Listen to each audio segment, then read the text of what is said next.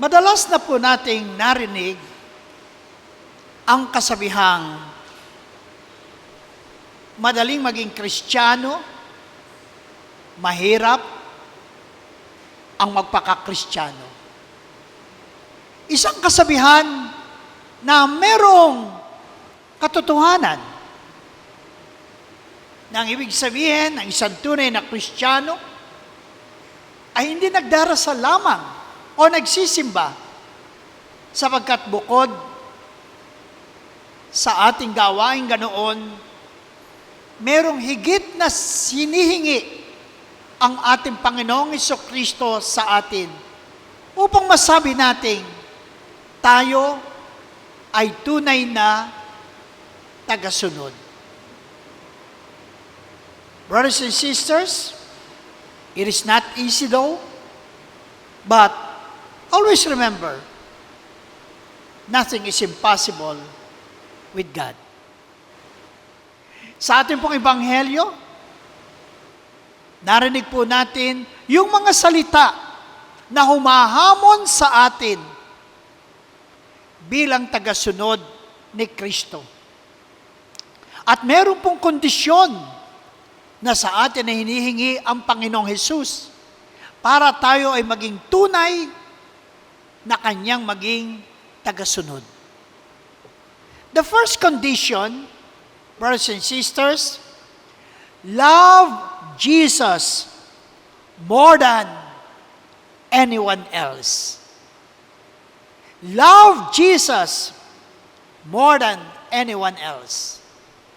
In our gospel reading in verse 37, Jesus says, "Whoever loves father or mother more than me is not worthy of me. And whoever loves son or daughter more than me is not worthy of me." Matthew chapter 10, 37. Brothers and sisters, this only means that as Christians, Jesus must always be the top priority of our life. We give Jesus the number one priority in our life. Higit na siya ang pinakamahalaga sa buhay natin kaysa sarili nating pamilya o kaysa sarili nating buhay. Dapat ang Diyos ang tumanggap ng pinakamataas nating pag-ibig. Mga kapatid, as Christians, no one in our life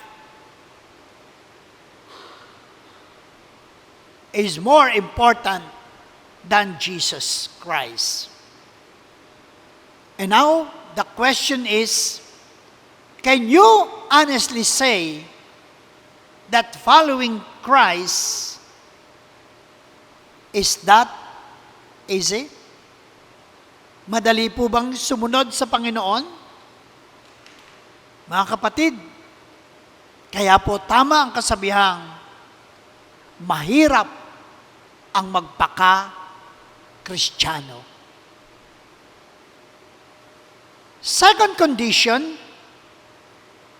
being asked from us, whoever does not take up the cross and follow me is not worthy of me. Meaning to say, the second condition in order to follow Jesus is to take up our cross. Many people find it hard to accept the path of suffering. Sino nga ba naman sa atin ang nagnanais na mayroong binibit-bit na krus sa ating buhay? Hindi ba tayo mga tao, parang likas sa atin, ang gusto natin ay maginhawang buhay? Na kahit ang Panginoong Kristo ay nangako sa ating lahat ng isang buhay na ganap at kasiyasya. John 10, verse 10b. Brothers and sisters, suffering is inevitable in our life. Lahat po tayo nakakaranas ng paghihirap. Lahat po tayo nakakaranas ng pagdurusa. Well, they just come in different forms and ways. The devastating 7.8 magnitude earthquake in Mindanao that happened just recently brought a lot of suffering to the people there. Brothers and sisters, how do we see this kind of suffering and our own suffering in our life in the light of faith? Paano po tayo? Paano po natin tatanggapin ang mga pagsubok, ang mga pagdurusa, ang mga paghihirap sa buhay sa diwa ng pananampalataya? Siguro ngayon pong araw na ito, kung tayo man po ay dumaranas ng mga paghihirap, tayo pinapalalahanan na matuto tayo sa mga karanasang ito. May magandang dahilan pa rin sa kabila ng mga pagsubok at krus na ating dinadala sa buhay. Brothers and sisters, let us take the words of Saint Padre Pio. In the midst of our sufferings, number 1, pray. Prayer is our first and last defense in life. Saint Padre Pio tells us again, hope. Huwag tayong mawawalan ng pag-asa sa ating buhay. Dumadanas man tayo na maraming pagsubok. Mga kapatid, huwag tayong mawalan ng pag-asa. Tomorrow is another day. Number 3, in the midst of our sufferings and trials, Padre Pio is telling us, don't worry. Huwag tayong mabahala. Huwag tayong mabalisa. Bahala ang Diyos. Kasama natin ang Diyos. Hindi tayo pababayaan ng Diyos. Ako inalamang natin ang hinihingi ng Ebanghelyo. Sumunod tayo sa kanyang salita at hamon. Maging kapalit man ito ay ang ating mga mahal sa buhay o ang maging kapalit man ito ay mismo ang ating sariling buhay. Lagi ho natin tandaan na ang ating pagsunod, salita ng Diyos, dito tayo tatanggapin sa kanyang kaharian at dito tayo magkakamit ng buhay na walang hanggan.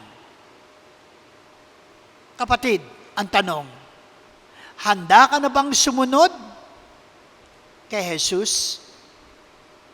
It must be a courageous decision to make.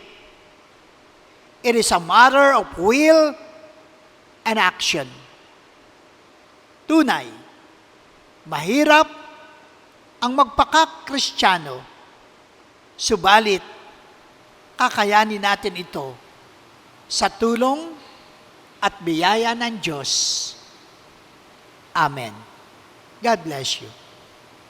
Please bow your head and close your eyes. And we let the Word of God sink down into our hearts. Lord, akala ko po, okay na kapag ako'y nagdadasal o nagsisimba para maging isang tagasunod mo. Hindi po pala. Hindi pala sapat iyon. Kailangan ko po, Lord, ang ikaw ay mahalin ko ng higit kahit kanino paman. Na ibigay ko ang aking sarili, ang aking buhay para lamang sa iyo. Na higit pala, na kinakailangang matuto ako magpasa ng krus sa aking araw-araw na buhay.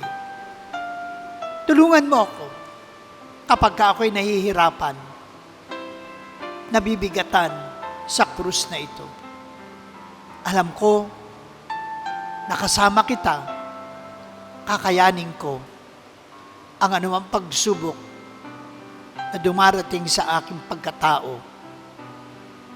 In Jesus' name, Amen. Amen. Amen. Amen. Amen.